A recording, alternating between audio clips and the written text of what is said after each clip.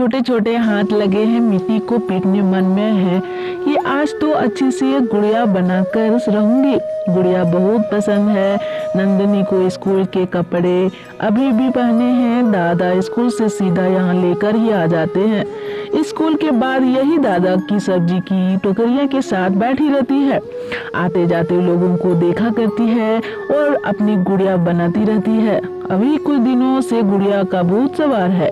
दादाजी इसे जानबूझकर दूसरी गली से लेकर आते हैं। वहाँ एक नई मुसीबत है। एक नई दुकान खुली है खिलौनों की। एक बार नंदनी ने वो देख ली थी। थोड़ी देर वहीं खड़ी हो गई थी। आंखें बंद करने वाली गुड़िया आई है। वह बोलो तो बात भी करती है, सुनाओ तो सो जाती है। तब से दादाजी ध्यान रखते हैं, उस गली से नहीं लेकर आते हैं। दादा दाम भी नहीं पूछा। आखिरकार नंदनी दादाजी से छिपकर खेलते खेलते उस गली में चली गई। मन में था कि उस गुड़िया को एक बार हाथ लगाकर देख लूं। जाकर उस दुकान के सामने खड़ी हो गई और गुड़िया को निहारने लगी। वह गुड़िया बहुत सुंदर थी, रंग बिरंगे कपड़े पहने हुए और उसकी आंखों में चमक थी। नंदनी ने उसे कुछ देर तक देखा और फिर सीधे दुकान के अंदर चली गई। दुकान के मालिक अंकल ने उसे देखकर नजरें घुमा ली। उसकी आंखों में तिरस्कार और दया दोनों थे। वह चुपचाप बैठी रही और खिलौनों को हाथ से छूने का मन ही मन सपना देखने लगी। आखिरकार नंदनी ने साहस जुटाया और दुकान वाले से बोला, अंकल मुझे यह खिलौना चाहिए। दुकान वाले ने उसकी फटी हुई चप्पल देखकर उसे नजरअंदाज कर दिया और बोला, तुम्हारे जैसे बच्चों को ऐसे खिलौने नहीं मिलते, जाओ यहाँ से।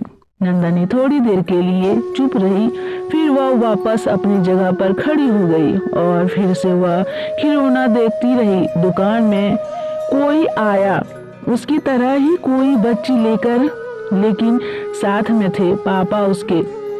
पापा ने उसे वो गुड़िया दिलवा दी। वो भी सोच रही थी कि अगर उसे पापा मिल जाए तो उसे भी यह खिलौना मिल सकता है। नंदनी के पापा नहीं थे, वो उन्हें और उसकी माँ को हादसे में खो चुकी थी और उसके दादा और दादा दादी ही उसका पालन पोषण करते थे। दादाजी की उम्र बहुत हो चुकी थी और वह एक छोटी सी सब्जी की दुकान चलाते थे, जिससे किसी तरह परिवार का गुजारा चलता था। नंदनी कभी कभी घर के कामों में भी उनकी मदद करती थी, लेकिन एक बच्ची के लिए उस मेहनत और संघर्ष को समझना और सहना बहुत मुश्किल था। उस दिन नंदनी का दिल बहुत दुखी था। उसे उस खिलौने के लिए बहुत ख्वाहिश थी, लेकिन उसे पता था कि उसके पास उसे खरीदने के लिए पैसे नहीं हैं। वह दुकान से थोड़ी दूर जाकर एक बेंच कर बैठी थी और सोचने लगी। तभी उसके दादाजी उसे ढूंढते हुए वहां पहुंच चुके। उन्होंने देखा कि नंदनी चुपचाप बैठी थी और उसकी आंखों में कुछ था जो आमतौर पर नहीं होता था। क्या हुआ बेटा?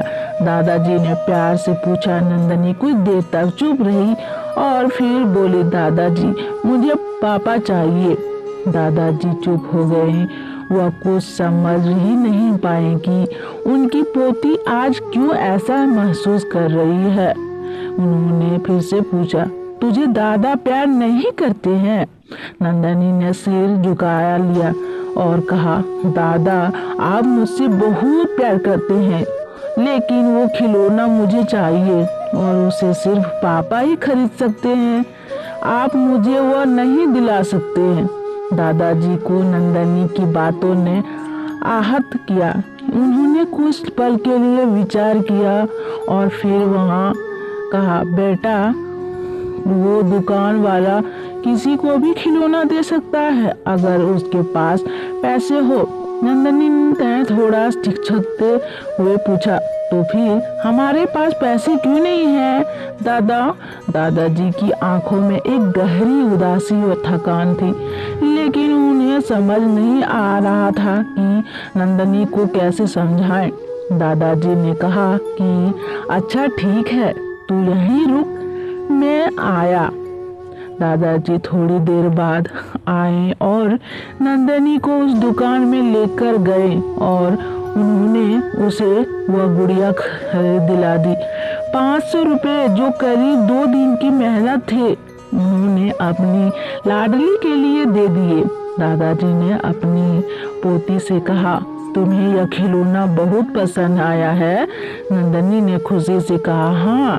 नंदनी खुश थी, लेकिन दादाजी अब हिसाब किताब में लगे थे कि कैसे इन 500 रुपये जो गुड़िया में चले गए उसकी भरपाई कैसे होगी, या उनके लिए ज़्यादा पैसे थे। वो मन में सब योजना बनाने लगे, साथ ही दादाजी को भी कैसे समझाएंगे यह भी सोचने लगे। इन सब के साथ वो अपनी पोती को देख रहे थे। जब उनकी पोती खुश हुई तो उनके दिल में एक अलग शांत मिल रही थी। वो चाहते थे कि उनकी पोती कभी अपने माता पिता को कमी महसूस ना करे। उसकी खुशी उनके लिए सब कुछ वो समझ गए थे कि आज समझाने से काम नहीं चलेगा, आज बच्ची को खुश रखना होगा।